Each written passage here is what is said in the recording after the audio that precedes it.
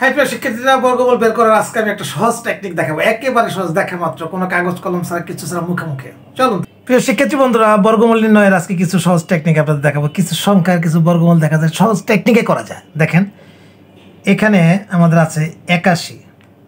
81 দুইটা সংখ্যা, এখানে 8 আর 1 মিলে হয়েছে 81। তো দুটো কিছু যোগ করে দিই, তাহলে 9 9 9 81।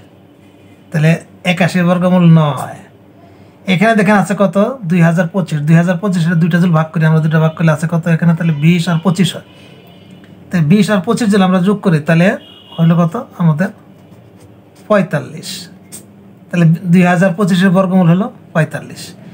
এখানে আছে দেখা যায় আমাদের কত, 3025 বর্গমূল করলে দুইটাকে ভাগ করে দিলে আমরা 30 আর 25 করি, তাহলে 30 আর 25 যোগ করলে কত হয় 55। 4,94,209।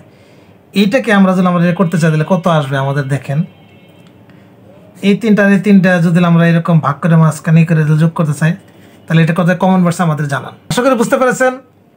এরকম রেগুলার অঙ্ক পেতে আমার পেজটাকে ফলো দিয়ে রাখেন। ভালো থাকবেন, সুস্থ থাকবেন। আল্লাহ হাফেজ।